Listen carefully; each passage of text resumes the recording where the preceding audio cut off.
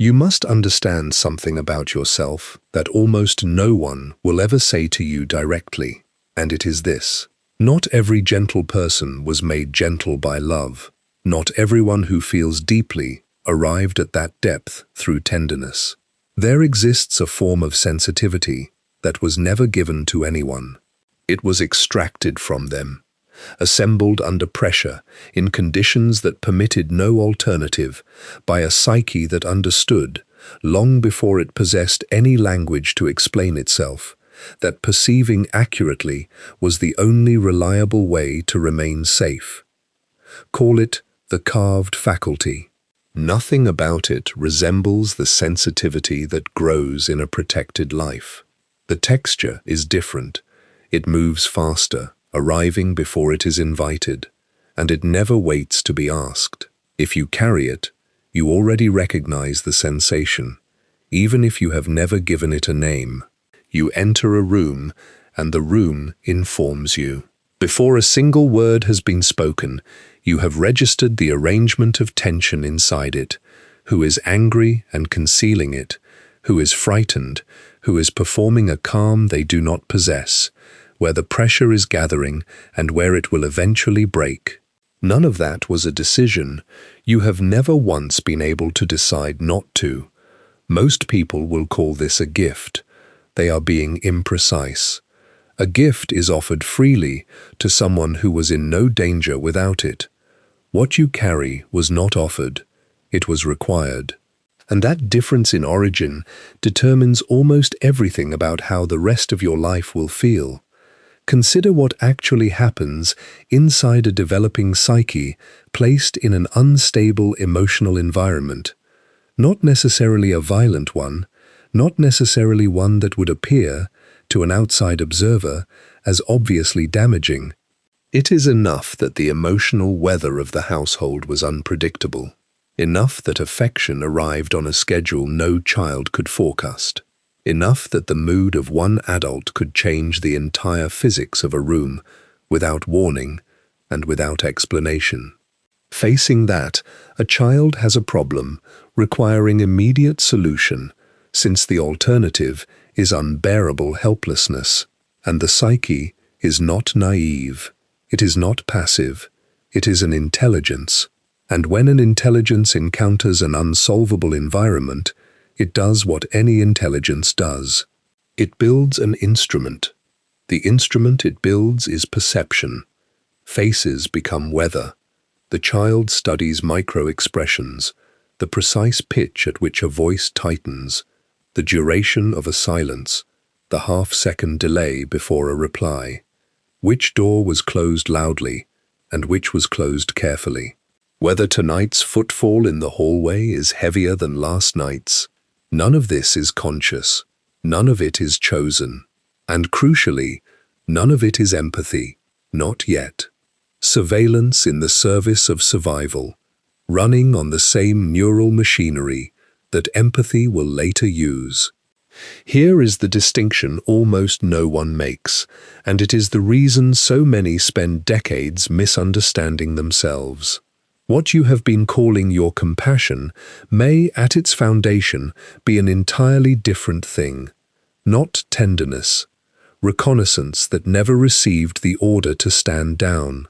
Now, here lies the first paradox, and you must sit with it rather than rushing past. The instrument works. That is the difficulty. Had it failed, it would have been abandoned in childhood like every other failed strategy. Instead, it worked extraordinarily well. It anticipated eruptions before they arrived. It located safety in rooms where safety was scarce. It kept a small person functional inside conditions never designed for a small person to be functional in. Whatever saves the psyche does not get discarded. It gets promoted. So the faculty constructed for one specific emergency becomes permanent architecture. It stops being a response to a situation and becomes a feature of a personality. The emergency ends. The instrument does not switch off. It loses its original target and begins scanning everything. Colleagues, strangers, partners, cashiers, The tone of a message that arrived 4 hours ago and has still not been answered. You may recognize this in yourself if you have ever left a perfectly pleasant gathering, feeling as though you had performed manual labor. Nothing happened. No one was cruel. And yet you arrive home hollowed out, needing hours of silence before you can be a person again. The conversation did not exhaust you. The scanning did. Understand what occurs beneath the surface of an ordinary interaction for anyone carrying this faculty. You are not merely hearing sentences, you are processing the gap between what a sentence says and what the body's saying it is communicating, noting that the enthusiasm is slightly overbuilt, registering the resentment that surfaced for a quarter of a second and was immediately withdrawn, tracking 3 separate unspoken conflicts between people who believe they are hiding them successfully.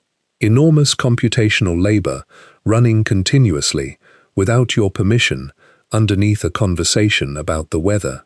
There is a name for this condition: emotional saturation. It is not the same as being emotional. It is closer to a channel that cannot be closed, receiving at full volume regardless of whether anyone is transmitting anything worth receiving. And a channel that cannot be closed will eventually overwhelm whatever system is attached to it. At various points you have probably been told that you are too sensitive. Examine that phrase carefully, since it contains a hidden error that has almost certainly cost you a great deal. 2 implies excess relative to some correct amount. It implies a dial turned past its proper setting, and a more reasonable person who would turn it down. No dial exists. No dial ever existed. What you have is not an excess of an ordinary faculty. It is a different faculty, built for different conditions, running in an environment it was never designed for. Telling such a person to be less sensitive is not advice. It is a description of something that cannot be done, which is precisely why the accusation lands so painfully. You have almost certainly tried to care less, notice less, let things pass unregistered, the way everyone else appears to. Then came the discovery that you cannot, and the conclusion drawn from that failure: you are defective. Nothing in you is defective. You are running survival software in peacetime, and nobody ever taught you how to uninstall it. Now we arrive at the second paradox, which is the one that isolates. A carved faculty produces someone who understands others with unusual accuracy and who is understood by almost no one in return. That asymmetry is where a very particular loneliness begins. You know things about people they have not told you and often do not know themselves. The fear underneath the aggression, the abandonment underneath the control, the shame underneath the boasting. You perceive all of it immediately and effortlessly. Then you attempt to describe your own interior and discover there is no equivalent instrument pointed back at you. You are speaking a language that requires a listener with the same apparatus, and most listeners do not have one. So, gradually, you stop attempting the translation. You become the one who asks the questions, the one who notices, the one who, in every room, holds more information about everyone else than anyone is holding about you. That is not intimacy. It resembles intimacy closely enough to be mistaken for it for many years. One further consequence shapes an entire life without ever being named.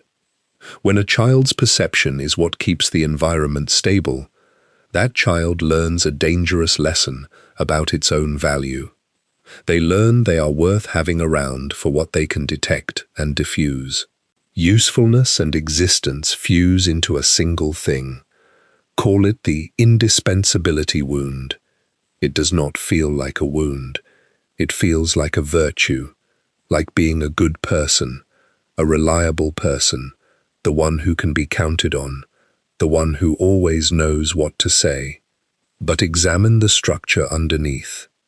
If your worth is your function, rest is not permitted, boundaries are not permitted, needing anything is not permitted, since a person who needs is not a person who provides, and providing was the entire basis on which you were kept. Perhaps you have noticed that being cared for is nearly impossible for you, that you deflect concern instinctively, that being asked how you are actually doing produces a low, unexplained anxiety rather than relief, not modesty, the wound operating exactly as it was built to operate. So let us state plainly where such a person now stands. They possess a perceptive capacity most people do not have. They cannot switch it off. It exhausts them continuously. It renders them profoundly useful to others and profoundly unknown to them. And it is fused to a sense of worth that collapses the moment they stop performing it. That is not a personality. That is a load-bearing structure under permanent strain. A structure under permanent strain has three possible futures: hold until it fractures, shut down completely and go numb, or be rebuilt, deliberately, consciously, from the foundation upward, into something able to carry the same weight without deforming. Almost everyone takes one of the first two. Let me be precise about why, since it is not a matter of strength or weakness. The first two futures require nothing at all. They happen on their own. Fracture and numbness are simply what occurs when a strained structure is left alone. Rebuilding requires a person to voluntarily dismantle the one thing that has kept them safe their entire life, with no guarantee that whatever replaces it will hold. It requires walking directly into the exact vulnerability the whole apparatus was constructed to prevent. Most will not do that. Not from cowardice. The unconscious does not experience such a move as growth. It experiences it as suicide. This is the threshold. It arrives quietly, usually in the middle of an ordinary decade, and it never announces itself. Of everyone who reaches it, only a very small number cross. There is a stage in this development that no one warns you about, and it is not the pain of feeling too much. It is something colder and considerably harder to survive. It is the discovery that you are usually correct, and that being correct will cost you more than being wrong ever did. Understand how strange this position is. An ordinary person forms an impression slowly, over months, through accumulated evidence. You do not. Yours arrives in the first 4 minutes, through a channel you cannot inspect, and it arrives complete, not as an opinion, as a fact you happen to be holding. Then you must live inside a world that will not accept it. Call this the unprovable knowing. Someone walks into your life, and you understand, with a certainty that has no visible foundation, that they are not what they are presenting. Nothing in their behavior would survive a courtroom. They have been perfectly courteous. They have said nothing incriminating. And yet the entire structure of them has registered in you as false, and you know it the way you know a room has gone cold. So you say it, carefully, tentatively, softened 3 times before it leaves your mouth, and you are asked for your evidence. There is none. There is only the reading. So you are dismissed, perhaps kindly and perhaps not. You are told you overthink, that you judge too quickly, that you are cynical, that you should give people a chance. And having been told this many times, and having no proof, you begin doing the thing that will damage you more than any external criticism ever could. Arguing with your own instrument. Notice the trap precisely. The faculty was constructed for exactly this purpose. It exists to detect danger before danger declares itself. Its entire evolutionary value lies in operating ahead of evidence. Meanwhile, The world's standard of legitimacy is evidence, which means the more accurately the instrument functions, the less credible its output sounds. Its correctness and its plausibility move in opposite directions. 18 months later, everything you sensed becomes visible to everyone. The person is exposed. The situation collapses in precisely the manner you described, and no vindication arrives, since no one remembers that you said it, and if they do remember, they file it as a coincidence. You were right on a timeline nobody else was living on. Socially, that means you were never right at all. Here is the accuracy tax, paid in a currency most people never have to spend. Every time you perceive a truth that cannot be demonstrated, a decision is forced on you. Speak and be disbelieved, or stay silent and carry it alone. Neither option returns you to neutral. Speaking erodes how others see you, while silence erodes how you see yourself. After enough repetitions, almost everyone selects silence. In the short term, it is the cheaper transaction. But consider what silence actually costs once it becomes habitual. You are not merely withholding a sentence. You are training yourself to hold accurate perceptions without expression, constructing an interior room where everything you truly know is stored, and you are the only one with access to it. That room grows. Year by year, it becomes larger than the part of you other people are permitted to meet. A second cost follows, subtler than the first, and considerably more corrosive. You begin seeing the ending of things at their beginning.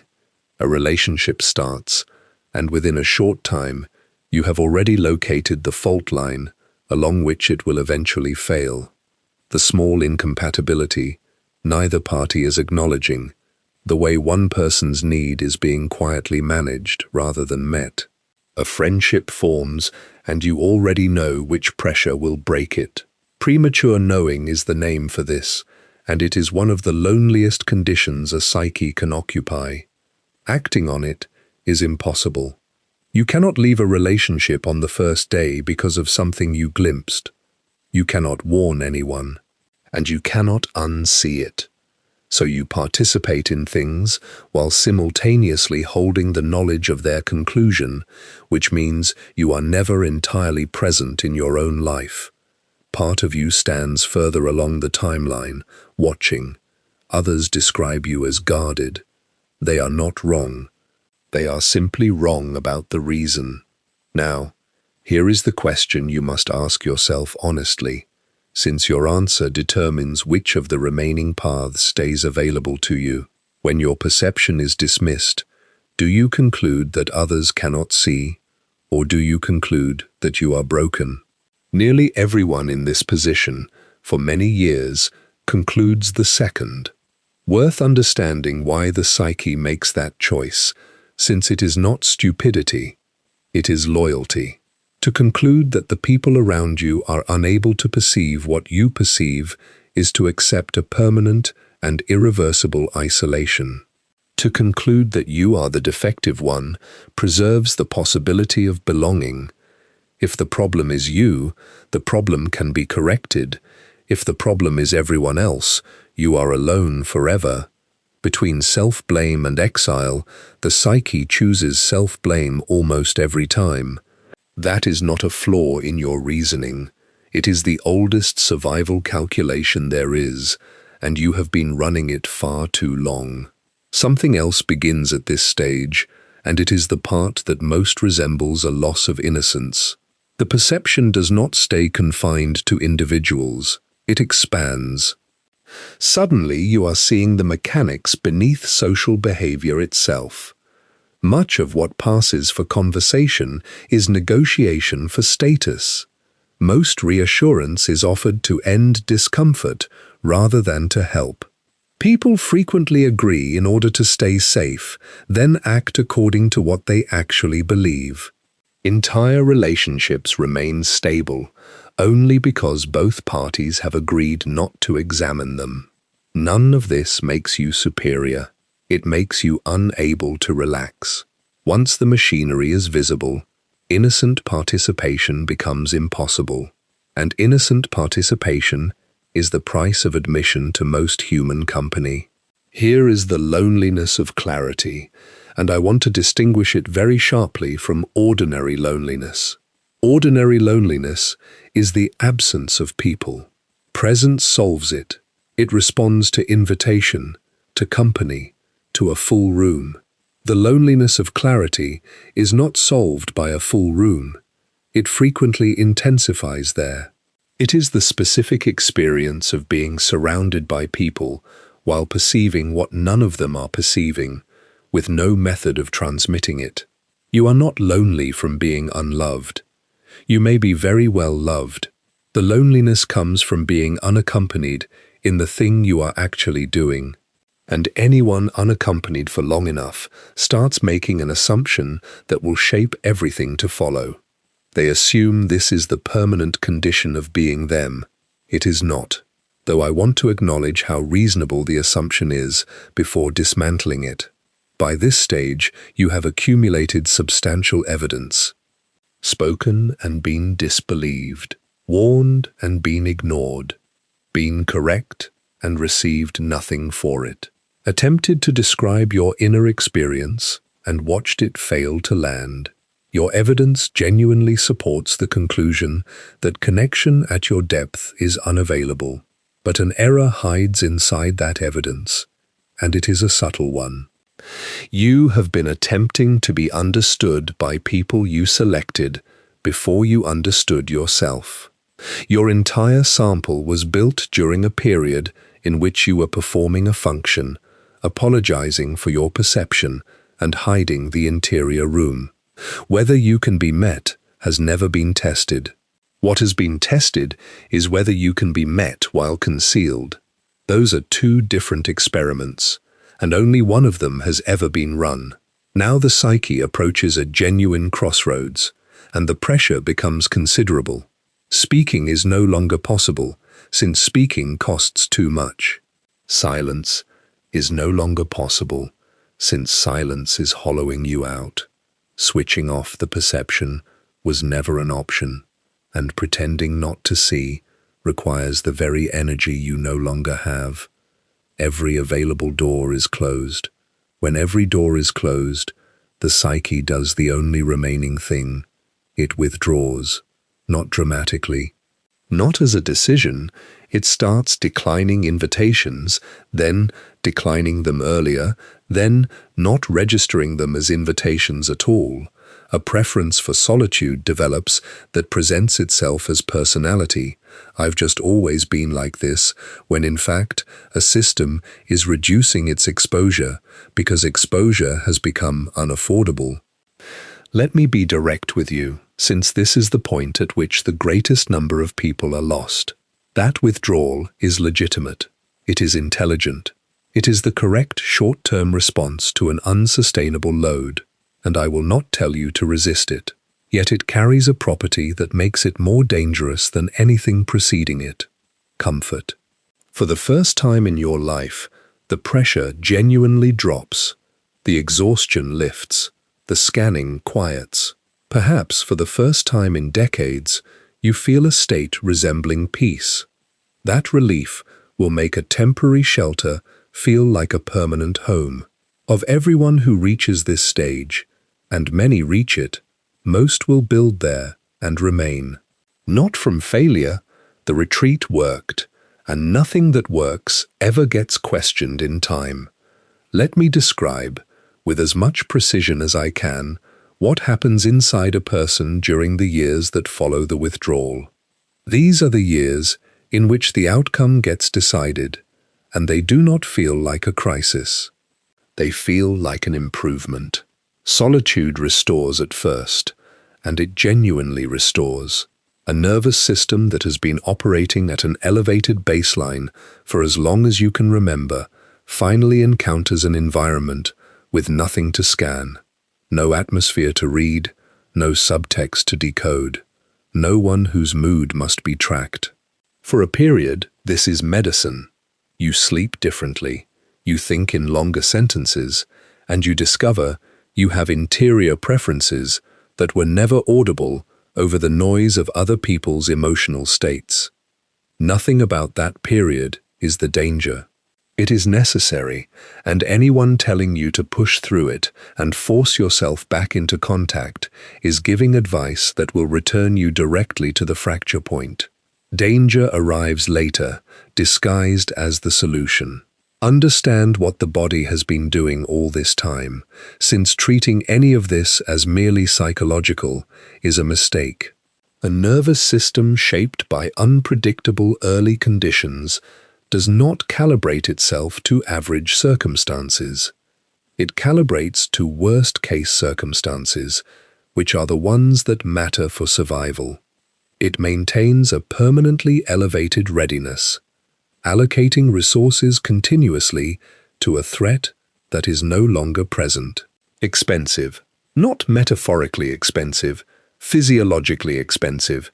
And when a system running at that cost is exposed to prolonged emotional load with no recovery interval, it does not fail gradually. There is a second setting available to it, and it will use it. Shutdown. You will know this state if you have ever passed through a moment that should have devastated you and felt almost nothing at all. A conversation that should have hurt and did not. A loss that should have moved you and left you strangely level. An hour in which you observed yourself from a slight distance, functioning correctly, saying appropriate things, entirely absent from your own body. That is not composure. That is a system reaching its ceiling and cutting the supply. Now here lies the paradox that costs more lives than any other stage of this process. Shutdown feels like healing. Consider it from the inside. For 30 years, everything registered and everything landed. Every atmosphere entered you and had to be processed. Then, suddenly, and without any effort on your part, it stops. People say things and you note the content without absorbing the charge. Conflict occurs nearby, and you observe it through glass. Social contact no longer exhausts you, since there is no longer any scanning to be exhausted by. Others notice, and what they tell you confirms the interpretation. Stronger, they say, steadier, less reactive, more mature. You have finally learned not to take things so personally. They are describing a symptom and congratulating you on it. Here is the counterfeit calm, the single most convincing imposter the psyche produces, because it perfectly imitates the state you have been trying to reach your entire life. Distinguishing it from genuine integration is nearly impossible from outside, and barely possible from inside. A test exists, though. Genuine integration reduces the cost of feeling. Counterfeit calm reduces the feeling. If what you have arrived at is real, you still feel things at full strength. You have simply stopped being destabilized by them. The signal is unchanged. Your capacity to carry it has increased. Should it be counterfeit, the signal itself has been attenuated. You are not more capable. You are receiving less. A second test exists, and people find it harder to face. Ask whether the flattening is selective. Numbing is not a precision instrument. No psyche can suppress only the incoming emotions of other people and leave its own intact. They travel the same channel. Close the channel, and everything closes with it. Music stops producing what it used to produce. Food is fuel. Beauty is noted rather than experienced. Things you loved remain identifiable as things you loved, in the way a photograph is identifiable as a place you once visited. That is the signature, not peace, uniformity. Welcome to the muted world, where people can live for decades. They function. Often they function better than before. More reliable at work, less volatile, easier to be around. By every external measure, their life has improved. No crisis presents itself.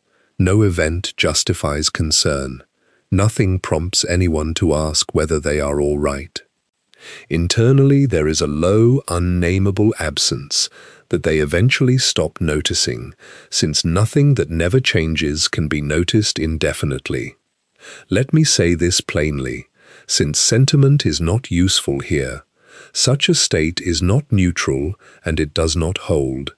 Prolonged emotional disengagement does not hold a person in place. It gradually erodes the relational capacities of the psyche, the ability to be moved, to want, to be affected by another human being. Those capacities are not preserved by going unused. They atrophy. The muted world is not a plateau you are resting on. It is a slope you are descending at a rate too slow to perceive. At a deeper symbolic level, what occurs here has been described for a very long time by cultures that had no psychological vocabulary and understood the pattern perfectly. Nearly every mythological tradition contains a figure who acquires vision through injury, the seer who is blinded and can therefore see, the oracle who speaks truth and is condemned never to be believed, the prophet driven out of the community precisely for the accuracy of their perception. Here is the wounded seer, an archetype recurring across unrelated cultures for the reason any archetype recurs. It encodes a structural truth about the psyche. Notice what the myths actually say, though, since the popular reading of them is wrong.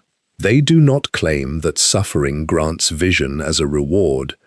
They claim that vision, once acquired, isolates, that the isolation is the second wound, and that most who receive the gift are destroyed by the second wound rather than the first.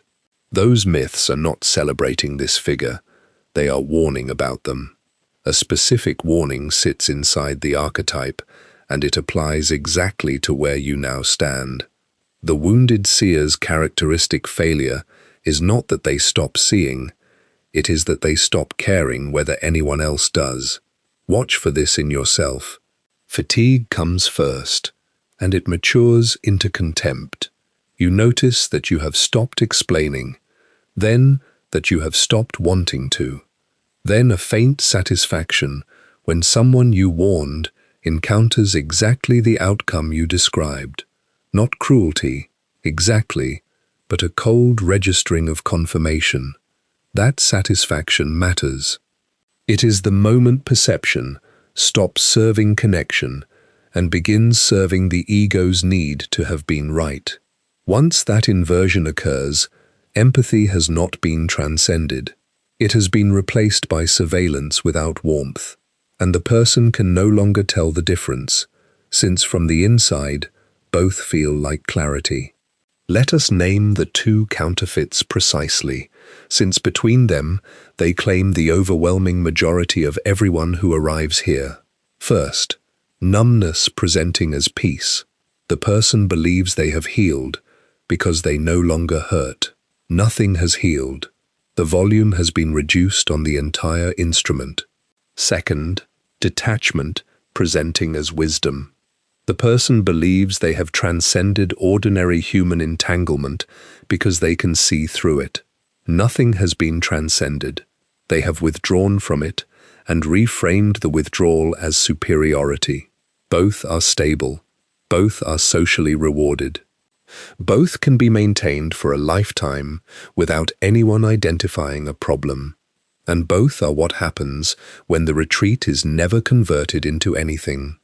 I want to be very clear about what I am and am not saying, since this is easily misread. Abandoning your solitude is not the instruction. The withdrawal was not a mistake. It was the correct response to a genuine overload, and without it, you would have fractured.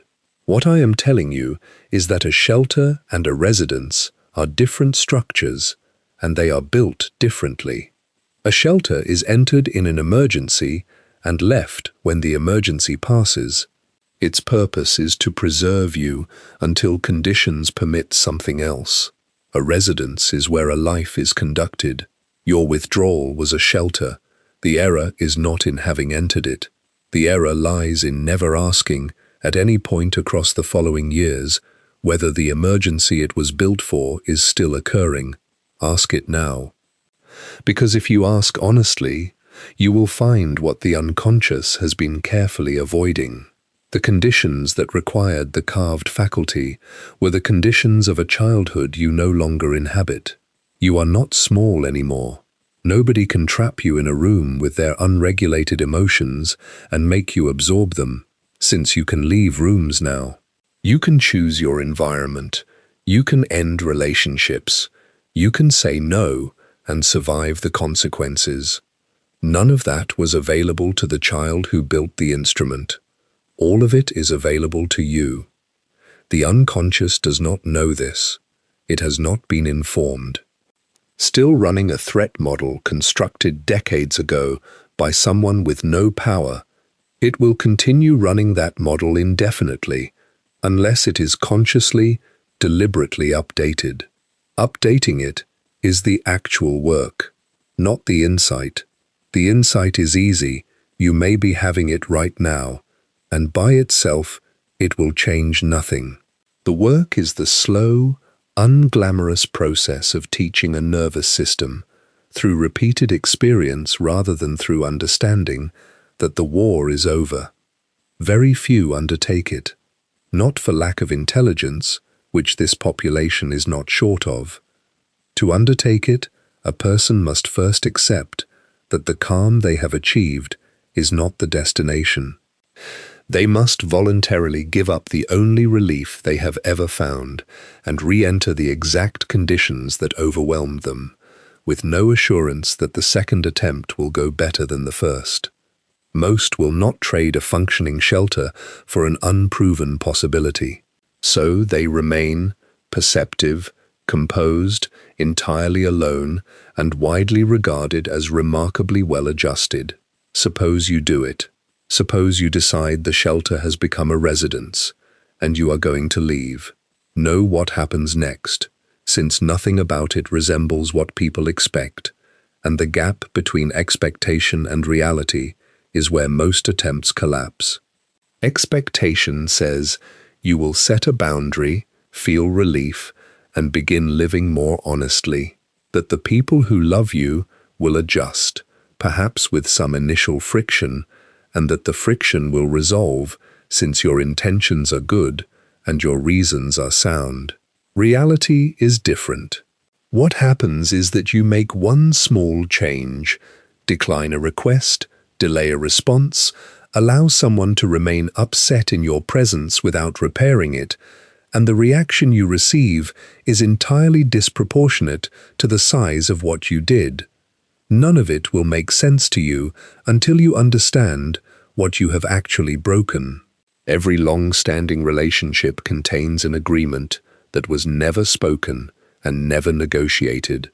Both parties signed it without reading. Neither could articulate its terms if asked, and both have organized their behavior around it for years. Call it the unconscious contract. Your clause in it has always been the same. You are the one who perceives. You notice before anyone speaks. You adjust the temperature of a conversation before it overheats. You absorb the difficult feeling so it does not have to be handled by the person producing it. Volunteering was never involved. You were better at the work than everyone else, and systems assign work to whoever can do it. Here is the part that will be hardest to accept. Some of the people closest to you are close to you because of that clause. Not cynically, not consciously. The relationship has been possible on those terms and has never once been tested on any others. So when you stop performing your clause, you are not making an adjustment. You are unilaterally breaching a contract another person is still party to. They do not experience your growth. They experience the withdrawal of a provision they had every reason to believe was permanent. Their reaction follows a sequence you could almost set a clock by. Confusion first, expressed in small remarks. You seem different lately. Is everything all right? A system has detected a change and is querying it. Escalation second. The old dynamic gets attempted again, but harder. Larger requests, louder distress. Not manipulation in the calculated sense. A system applying more pressure to a mechanism that has stopped responding, the way anyone presses a button repeatedly when it fails to work. Third, if escalation does not restore the old arrangement, accusation. And the accusations will be precisely engineered, delivered by someone who knows exactly where you are soft. You have become cold. You have become selfish. You have changed. You are not the person I knew. Look very carefully at that last accusation, since it contains something true, and the truth inside it is what makes it unbearable. You have changed. That part is accurate. What is not accurate is the implication that the previous version was the authentic one, and this version is a departure from it. Your previous version was a survival adaptation performing a function inside a system. It was not more real. It was more convenient. None of that will register in the moment. What registers is evidence that you are becoming the thing you have spent your entire life terrified of becoming. One of the people who does not care, one of the people who causes harm without noticing. That terror is not incidental. It is the exact fear the carved faculty was built to prevent, triggered now by the process of dismantling it. Here is the mechanism by which most people turn back. Not from excessive pressure. The pressure was applied to the one place they cannot defend. Something more difficult follows, which almost no one prepares for. Some of these relationships will not survive, and the ones that do not will not end in confrontation. They will end in silence. Contact becomes less frequent, and effort stops being reciprocated. A friendship of 15 years thins out over 8 months, and neither party ever names what occurred. Grieving these losses is unusually complicated, since you will not be able to grieve cleanly. Part of you knows the relationship was structurally dependent on your self-erasure. Another part remembers that it was, nonetheless, real, that there was affection in it, that the years were not fictional. Both are true. The love was real and the arrangement was unsustainable, and the presence of the first does not redeem the second. Holding those two facts simultaneously, without collapsing one into the other, is among the more difficult things a person is ever asked to do. Now we reach the deepest part of this passage. Let me slow down, since it is here that people become genuinely frightened and mistake the fear for a signal to reverse. Once the role has been set down, something unexpected occurs. Liberation does not arrive. Emptiness does, not sadness and not grief. Emptiness in a specific and disorienting way, as though a load-bearing wall has been removed and the building has not yet decided what shape it is. A question surfaces that you will not be able to answer. If I am not the one who keeps everyone steady, then what is left of me? Sit with how serious that question is. Your entire life, identity and function have been the same thing. You knew who you were because you knew what you did for people.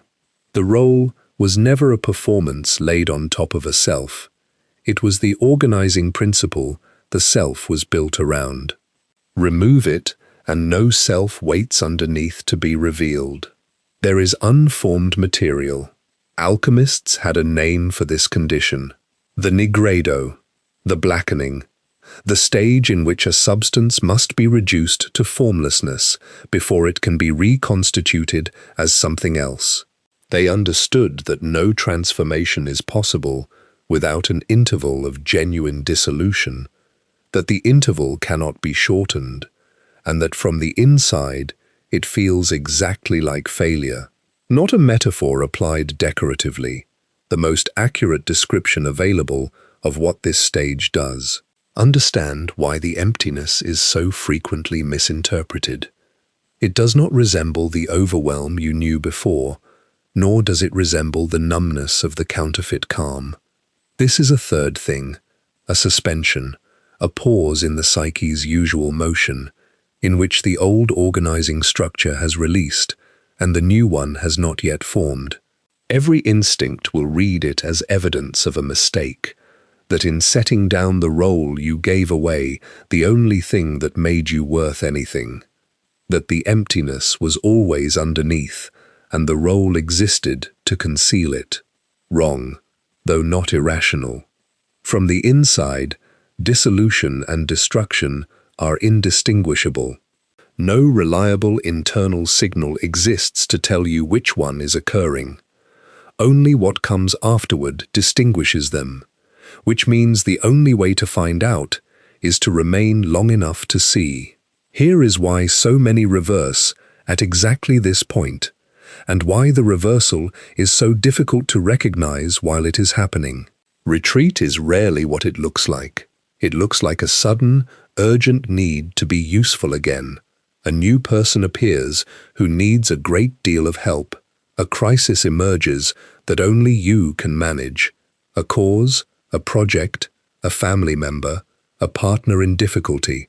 Something arrives requiring precisely the faculty you were putting down. Picking it up brings enormous relief, and you will call that relief compassion. Be honest about what is actually occurring. The emptiness became intolerable, and you filled it with the only material you have ever known how to use. The role was not resumed because someone needed you. Someone was found because the role needed resuming. Tolerating the emptiness without filling it is the alternative. I will not soften how difficult that is. It means allowing yourself to be, for a period, a person with no clear function. It means being unimpressive. It means encountering the low, persistent anxiety of having nothing to offer and no way to justify your presence in a room. For anyone whose worth has been fused to usefulness since childhood, this is not discomfort. It is direct confrontation with the fear underneath the entire structure, that without the function, no reason remains for anyone to keep you. Sit inside that fear without resolving it. Do not defeat it. Do not argue with it. Remain present while it is fully active and unrelieved, long enough for the psyche to gather evidence that you were not, in fact, discarded. That is the whole of the work at this stage. It cannot be accelerated and it cannot be reasoned through, since reasoning did not install the fear. Then, at some point impossible to locate precisely, something begins to reorganize. Not an event, no moment of arrival. It occurs the way a season changes, undetectable day to day, unmistakable in retrospect. Energy that was previously committed to monitoring the emotional states of others now has nowhere to go, so it turns inward. And there, it finds an entire interior that has been unattended for decades. People at this stage frequently report that their dreams intensify, that preferences they had no idea they held begin surfacing, that they encounter opinions, appetites, and irritations belonging to a stranger who has been living in them without a vote. No stranger is involved. That is the part of you that was never developed, since all available resources were allocated elsewhere. Exactly here, the most disturbing part of the entire process begins. When the psyche finally turns inward and looks honestly at what has been stored there, it does not find only the tender, unexpressed, sensitive material people expect to find. It finds everything that was excluded. A great deal was excluded, since the role required it, and the role permitted almost nothing. Very few reach this point. Fewer still survive what they meet there. Prepare yourself for what is found when someone like you finally turns their perception inward, since it is not what the language of healing has led you to expect. Expectation says that beneath the caretaking there is a wounded child requiring compassion. That child is there, but the child is not alone, and the child is not what makes this stage difficult. Difficulty comes from everything that was excluded in order to build the caretaker. Your role was extraordinarily narrow. It permitted gentleness, patience, attentiveness, understanding, and forgiveness. Nothing else. And a psyche does not delete the qualities it is forbidden to express. It stores them, decades of storage, in the dark, unexamined and unspent. Here is the shadow of the gentle, more disturbing to encounter than the shadow of an ordinary person, precisely because its owner has spent a lifetime being kind. Understand the mechanism, since the moral panic accompanying this discovery is unnecessary and it causes people to abandon the process at exactly the wrong moment. Every quality incompatible with your survival strategy was pushed out of awareness. Not resolved, not outgrown, merely relocated to somewhere it could not interfere. For a child whose safety depended on emotional harmony, the incompatible list runs long. Anger provokes, so anger was incompatible. Refusal invites retaliation, so refusal was incompatible. Visibility is dangerous, which disqualified ambition. Wanting things was disqualified too, since a child with needs is a burden, and a burden may be discarded. All of it went into storage. All of it is still there. When the role holding the door shut is finally set down, the door opens. So people at this stage encounter, often with real horror, material they cannot reconcile with their sense of themselves. Rage of a magnitude that frightens them, directed at people they have supported faithfully for years, not irritation, but something older and considerably hotter, arriving with a force wildly out of proportion to any present cause. Resentment toward those they have cared for most. The discovery that alongside the love, there has always run a quiet ledger, and that the ledger has been in deficit for a very long time. A capacity for coldness they did not know they possessed, and the realization that they could withdraw from certain people permanently and feel nothing but relief. Frequently, most disturbing of all, a strand of something close to cruelty, a fantasy of retaliation, a sharp, unwelcome pleasure at the thought of someone finally understanding what they did. Now here is the point on which the entire stage turns, and I want to state it without ambiguity. None of this material proves you were never a good person. It proves you were a person, operating under conditions that only permitted you to display half of yourself. Anger inside you does not cancel the compassion. The two were never in competition. They were in enforced separation, and the separation was the injury. Your psyche did not store these qualities in order to eventually harm anyone. It stored them because they were true and had nowhere to go. Their emergence now is not a moral failure. It is the return of exiled material to a system that finally has the capacity to hold it. Dangerous, though, and I will not pretend otherwise. Material sealed for decades does not emerge calibrated.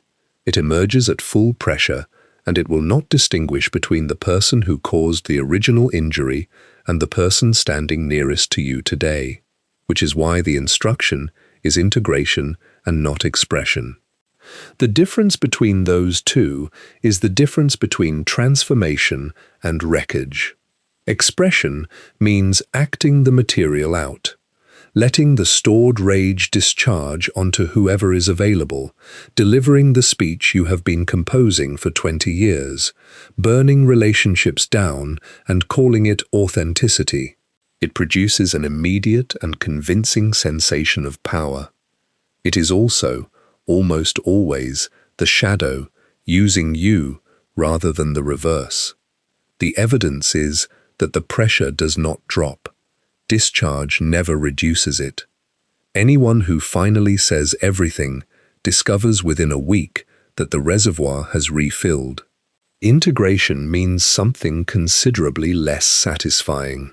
Acknowledging the material as yours, feeling it fully and without justification, and declining to let it drive. You do not perform the rage. You do not disown it either. You permit it to exist inside you, at full intensity, while you remain the one making decisions. That is the whole discipline. Modest as it sounds, it is the most difficult thing in this entire process. Once it is done, a change occurs that no one anticipates. Anger stops being a threat and becomes a function. Ask why the psyche produced it in the first place. Not as an accident, not as damage. Anger is among the oldest instruments the psyche possesses, and it has a specific purpose. It marks a violation. It signals that a thing has been taken which should not have been taken. Which means that in anyone systematically overextended for decades, anger is not the problem.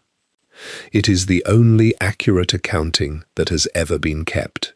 Here is your guardian anger, and the reason your empathy has been exploitable for your entire life is that this guardian was locked away, leaving nothing on watch.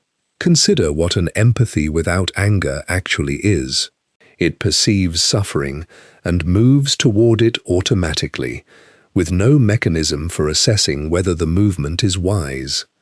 It cannot distinguish between someone in genuine difficulty and someone who has learned that displaying difficulty produces resources. Distress reads to it as an instruction. Such an empathy is not virtuous. It is undefended, and it will be located reliably and repeatedly by people who need exactly that. Perhaps you have wondered why the same pattern keeps recurring in your life, why you seem to attract a particular type, why the specific dynamic you swore you would never repeat has now occurred 4 times with 4 different people. Misfortune is not the explanation, and neither is faulty judgment. You have been operating a highly sensitive detection instrument with the alarm disconnected. You always saw it, early, clearly, in detail. Nothing inside you was authorized to act on what you saw.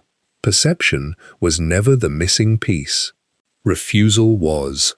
Integrating the shadow, therefore produces a change often visible to others before it is visible to you. Discernment develops, compassion that can differentiate. It distinguishes between someone struggling and someone extracting, between a person who needs support and a person who needs a supplier. It offers help where help is genuinely usable, and withholds it where help would only subsidize an arrangement that harms everyone involved, including the recipient. Discerning compassion is a categorically different thing from what you have been practicing. Undifferentiated compassion gives to whoever asks and is depleted by the process.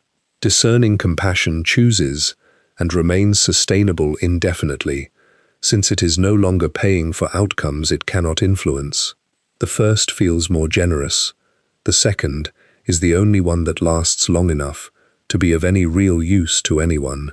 From this, a capacity emerges that will change your life more than any insight in this entire process.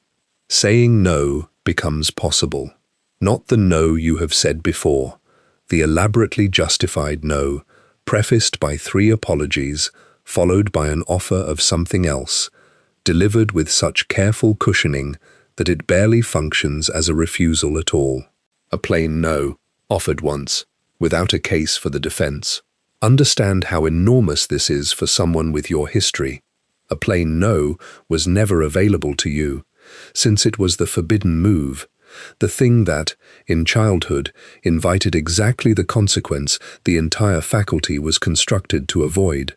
Which means that the first time you say it and nothing happens, no retaliation, no collapse, no withdrawal of love, your nervous system receives information it has been waiting decades for. The threat model updates, not through insight, through evidence. Expect guilt afterward. Expect it to be severe and to feel like moral proof. You will refuse a reasonable request, and within an hour, a wave of self-condemnation will arrive, entirely disproportionate to what occurred. You will begin constructing repairs. You will consider reversing yourself. Total conviction will settle on you that you have done the unforgivable. Recognize what that actually is. Conscience is proportionate and specific. This is not conscience. What you are experiencing is the alarm of a system that has just detected a forbidden action and is attempting to force a correction. Guilt in this context carries no information about your behavior. It carries information about your conditioning. Feel it entirely, decline to act on it, and let it pass unresolved. Each time you do, it arrives slightly quieter, not from hardening.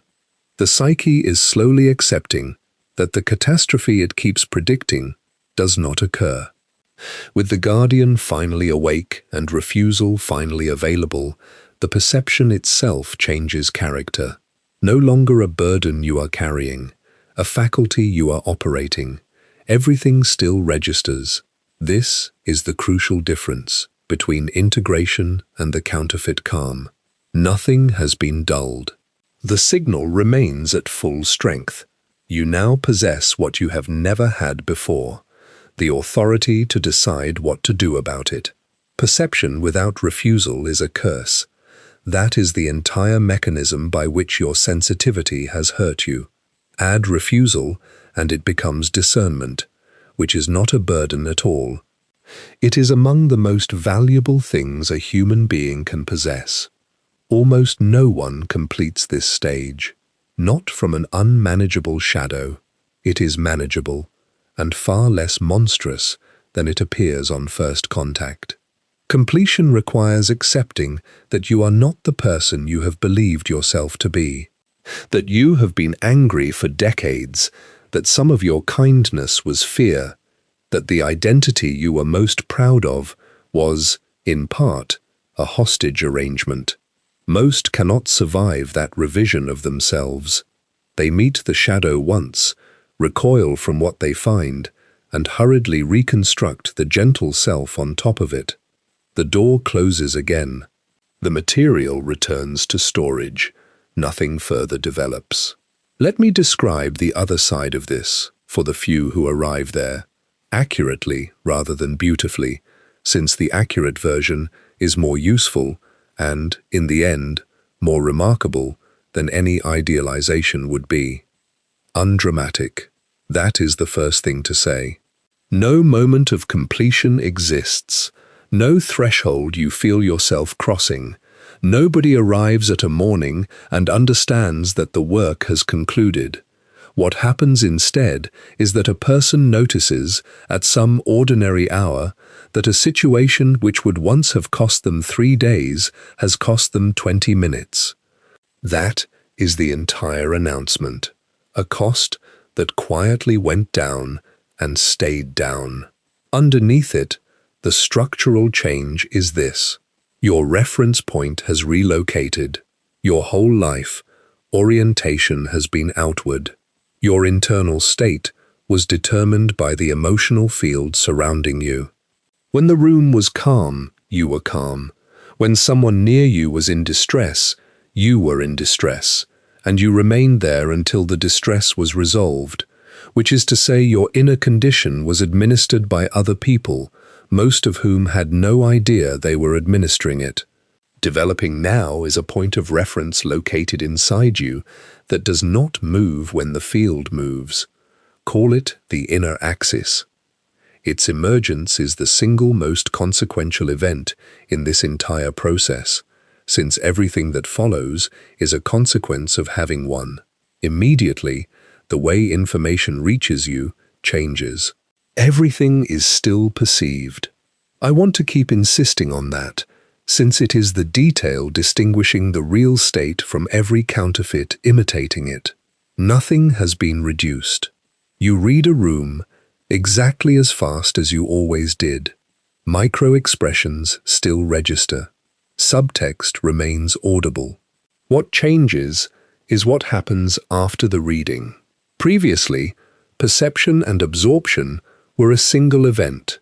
Noticing someone's anxiety meant beginning to experience it. No interval existed between the two. Nowhere to stand between what you saw and what you became. An interval exists now, small at first, then reliable. Perception arrives and is held as information rather than metabolized as experience. You can observe that a person is frightened without becoming frightened. Register that someone is furious with you and remain in your own body while they are. Sit with another human being inside genuine suffering, entirely present, and not be pulled under. Witnessing is what the word means, and almost everyone who uses it has never done it. A consequence follows that people find surprising, and it concerns others rather than you. Your presence begins to affect rooms differently. No longer absorbing, you are also no longer transmitting. You do not radiate the low anxiety of someone monitoring everyone. You do not project the availability that once made you a repository for whatever anyone needed to put down. You emit instead something difficult to name and immediately recognizable when encountered. Attention without demand. Steadiness that is not indifference. The specific safety of being near someone fully present and entirely unmoved by what you might say. People will tell you things in this state they have never told anyone, not from being asked. Anyone who cannot be destabilized is one of the few safe places there is, and human beings detect one across a room. Yet there will also be something unmistakably closed about you, and that part did not exist before. It communicates, without a word being spoken, that you cannot be enlisted, that your compassion is available and your center is not. Deep receptivity and firm containment held at the same time. Almost nobody has both. Most have one because they sacrificed the other. Your relationships reorganize around this, and the reorganization has a shape worth describing. The circle contracts, sometimes severely. Many relationships were sustained by a dynamic that no longer operates, and without it, there is less between you than either of you assumed. Not hostility, simply less. Conversations that once felt substantial turn out to have been substantial in one direction only. Meanwhile, the few that survive deepen in a way you have not previously experienced, since for the first time you are present in them as a whole person rather than as a function. Selective resonance is the name for this, and be careful how you interpret it, since in its early stages it is indistinguishable from the isolation you have been trying to escape. They are not the same. Isolation is the absence of connection. This is the absence of connections that were costing you more than they returned. The number went down. The proportion that is real went up. You are not becoming more alone. For the first time, you are counting accurately. Now comes a change you may have privately assumed was unavailable to you. How you hold your own history changes. For as long as you can remember, the early material has functioned as an explanation. It explained the exhaustion, the vigilance, the failed relationships, the inability to rest. Everything traced back to it, and tracing back produced either grief or anger, and never anything else. At this stage, it stops being the origin point and becomes an episode, something that occurred, that had specific effects, most of which you have now identified and worked through. Considering it no longer relocates you into it, the facts remain fully intact. Nothing is minimized, nothing requires reinterpretation as secretly beneficial, and yet they have stopped operating as the governing narrative of your life.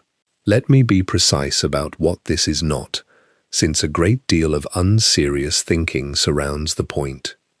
Gratitude for the injury is not involved. You owe your suffering nothing. It did not happen for a reason, and building something out of it does not convert it into a gift. Anyone telling you to be thankful for what harmed you is asking you to perform on behalf of their own discomfort. What happens is more modest and more durable. The event stops being load-bearing. You keep the capability and stop paying rent on the circumstances that produced it. From this position, the faculty finally turns to a use it could never serve before. Your whole life, perception has been employed defensively. It scanned for threat. It anticipated harm. It located the danger in a room before the danger located you. Everything it did served the goal of not being hurt. Necessary, yes. Also an extraordinary waste of one of the finest instruments a psyche can produce. Perception of this quality can do considerably more than detect threats. It can identify what someone truly needs as distinct from what they are asking for. It can name a dynamic a group has been trapped inside for years and could not see. It can recognize a pattern in the early stages while recognition is still useful, rather than in retrospect when it is only grief. Freed from defending you, it becomes available for a different use entirely. The one thing you have wanted since childhood and never been able to reach. The ability to genuinely help, rather than merely to absorb. Absorbing another person's pain has never once reduced it. Decades of doing it have taught you that, even if you have never permitted yourself to say so. Seeing accurately and remaining intact enough to act on what you see is the only thing that has ever helped anyone. A caution belongs here, since one final failure remains available even at this altitude, and it claims people who have done all the preceding work correctly. Clarity is not completeness. Perception, however refined, is not omniscience. You will still be wrong about people. You will still read a situation confidently and inaccurately.